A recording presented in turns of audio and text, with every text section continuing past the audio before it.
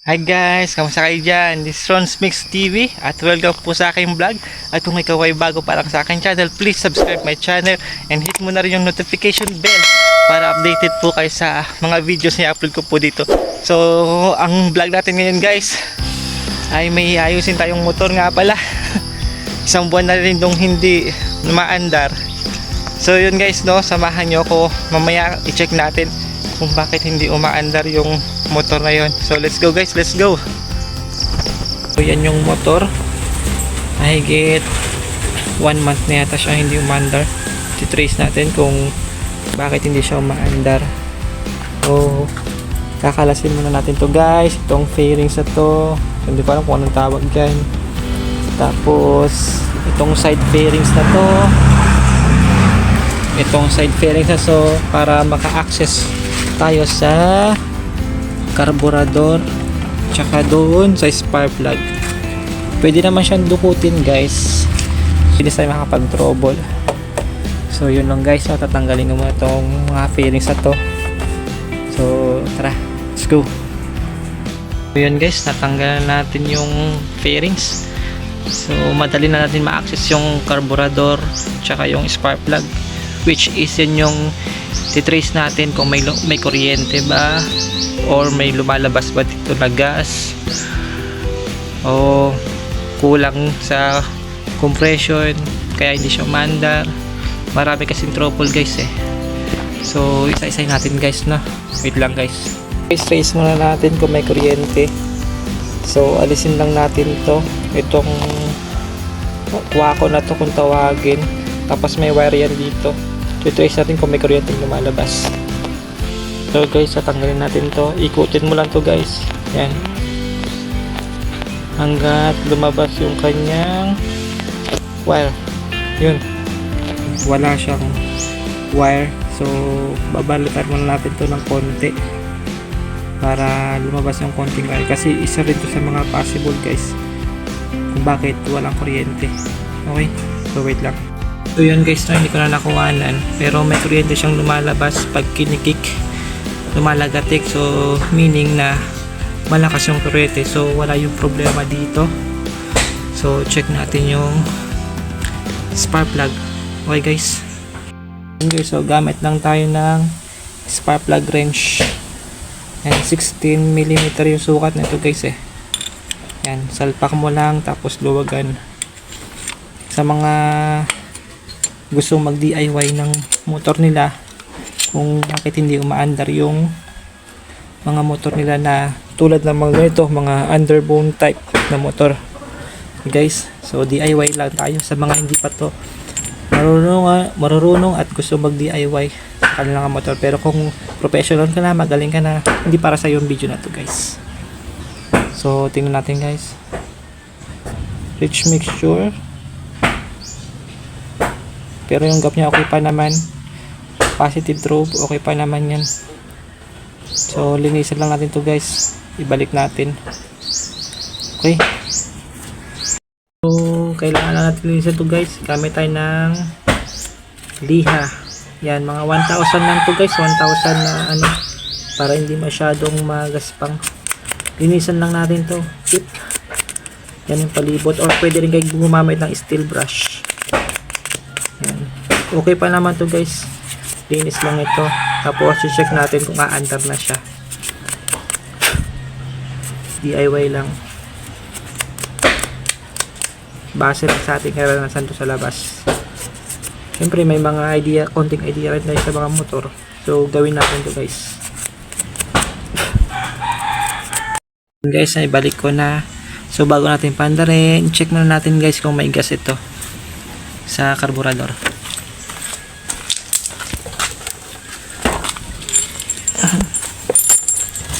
Gamit lang tayo guys ng flat screw. O check natin to guys, oh. Yan oh. Yan, check natin to guys kung may lalabas na gas. Counterclockwise lang guys. Diyos, walang gas guys. Wala, sabi may gas daw to. Check natin dito. So marami naman guys na gas. So sarado natin. Gawin natin guys kung sakaling napa-overflow muna siya dito at wala pa rin gas na tumutulo, kahit nakabukas itong fuel safety cock nya, kasi pag ganyan guys sarado yan, pero pag pababa bukas yan, so dapat nag-flow dito yung gasolina. So konti lang naman ang laman nitong kanyang filter. Ano, filter nya yan guys, filter, konti lang yung laman. So gagawin natin guys, bubuksan natin to dito, tong hose na to, papaawasin muna natin yan guys. Kapag may gas na yan lumabas, automatic yan magkakaroon na ng gas dito. Tapos pwede natin siyang buksan dito para mag-overflow ng konti. So wait lang guys ha, buksan ko muna yan. So yun guys, sinan natin kung mag-flow dito yung gas. Yun, kita nyo naman guys, ang dami. Isara na natin yan. Yan, pag nakasara na yan guys, automatic yan, papasok na yan dito kasi nakabukas ito, papasok na yan sa card.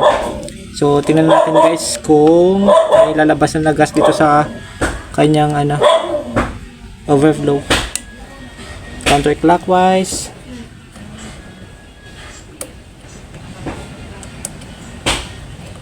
So wala, barado guys. Ngayon meron na rin guys lumalabas. No. Pero tulo pa lang. So ibig sabihin wala siyang ganong gas guys. So lilinisin natin ng carburetor guys. Lilinisin natin. Sa paglilinis ng carburetor guys, para matanggal mo to, kailangan mo tanggalin ito, yung kanyang throttle cable, tapos ito, tsaka yung dalawang 8 dito, nakakabit dito sa manifold nya. So tanggalin muna natin guys para ma-dismantle itong carburetor. Let's go. Okay, so tanggalan natin yung throttle nya, throttle cable, yung kanyang air filter. Yung sunod naman guys, tanggalin natin itong dalawang to na tornilyo para matanggal itong fuel cock nya. Hindi tayo magkakalas ng hose, no? Tapos sabay ilak muna natin siya. Yan, negative position para hindi mag-flow yung gasolina. So dalawang tornilyo lang to guys na maliit. Yan oh. Ito, yan, ito tornilyo. Wag ito ha, hindi yan. Wag yan. Pinaka safety lock niyan dito. Pinaka safety lock yan ng ng fuel cock. Ito natanggalin natin, ito. Tsaka yung ito, dalawa. So let's go. Ayan guys, tanggalan natin. Talagang napakadumi guys. Dito pala makikita mo pa lang maraming dumi to sa loob, sigurado to. Kaya hindi nagfo-flow ng maayos yung gasolina. So pag nakatanggal ito guys, huwag mong kalimutan na naka-negative siya position para naka-off yung gas, hindi siya mag-flow bababa galing tangke. Okay, so tara, baklasin muna natin tong carburetor guys. Ayan guys, na baklas ko na yung carburetor. Oops, may tumapon pa na gas.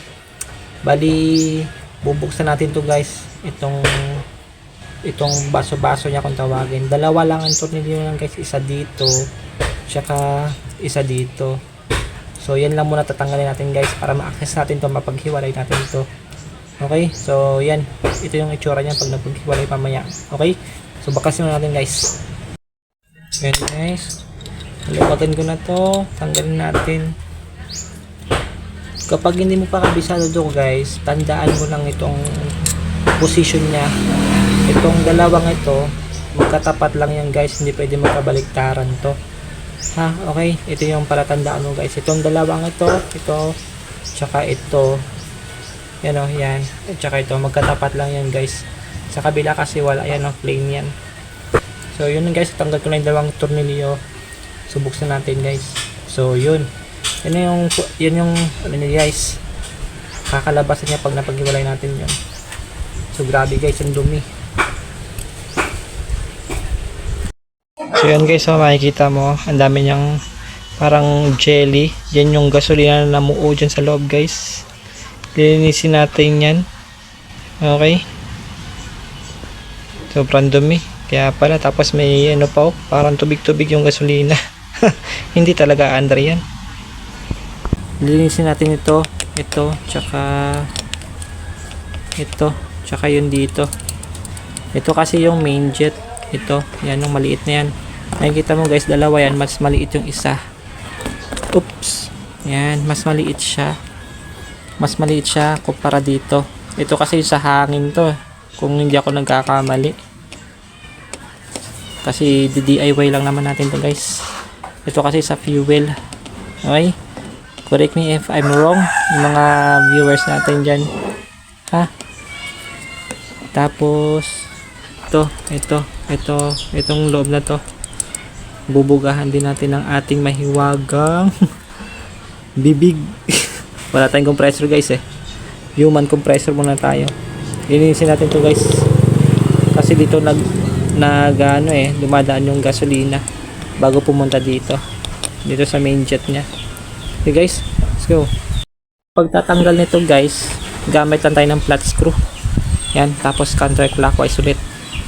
Tapos ito rin, ganito rin, counterclockwise din. So guys yan, tanggalin ko muna guys. Nang mag-isa lang guys. Yan, tanggalin muna natin guys. Counterclockwise. Yan, maluwag na to guys. Ikutin natin ng kamay. So guys, so pag natanggalan natin to guys, tingnan natin to guys kung sipatin natin sa liwanag guys kung may butas ba to, kung tumatagos yung butas. Kasi kapag hindi, ibig sabihin barado. So bubugahan natin ng hangin o kaya susundutin natin ng wire na maliit. No, katulad sa akin na walang compressor, so sinusundot ko lang to guys para magkaroon ulit siya ng butas. So sipatin muna natin guys. So yan guys, wala siyang butas. So gagamit muna ako ng wire na manipis para tusukin yan guys, at syempre hihipan natin na may wagang human compressor yan para matanggal yung bara. So wait lang guys hipan ko lang muna.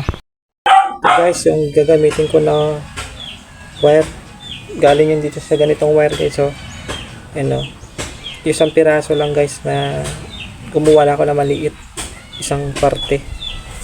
Tapos guys, gagawin natin ito. Yan, itutusok natin siya dito sa butas guys. Yan, tapos siyempre babao natin. Yan, hanggat lumabas yung sa kabila guys. Wala. Ayan ito na siya, ito na yung dulo guys. Tapos sabay hipan natin. Yun, okay guys. Wala na siyang bara. Pero mas maganda guys kung compressor, isang salpak mo lang yan, psst, okay na, labas na kagad yung tubig. So kabit ko lang muna to guys. Ayan guys, nalinis ko na to. Yan, secondary jet nya, nalinis ko na rin ito. Ito yung flow na dito, nagflow yung yung gasolina bago pumunta dito. So gagawin natin guys, ikakabitan natin to dito. So ganun ulit guys, counterclockwise, clockwise naman siya guys pagbabalik.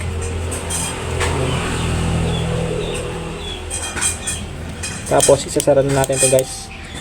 Guys, yung panglinis ko lang guys ito.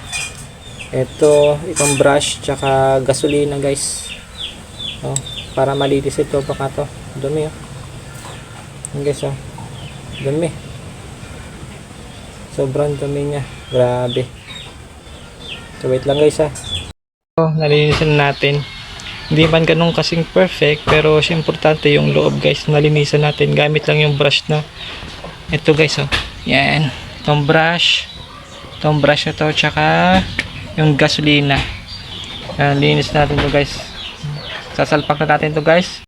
Guys, malinis na yung loob na ito guys, sasalpak na natin. Wag lang kayo malito guys itong dalawang itong butas ito tsaka ito, magkatapat yan guys. Huwag kayo malilito, magkatapat yan. Aayon na yan sa yan. Kasi dito lumalabas yung gasolina guys Dito lumalabas, papasok dito, pupunta to dito sa main jet. So tara guys. So yan guys nakabit ko na to.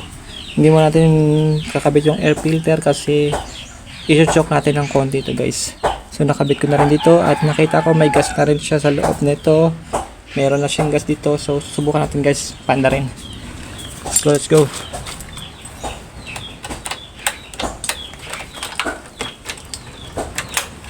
Yun, on. So, check natin guys kung maandar.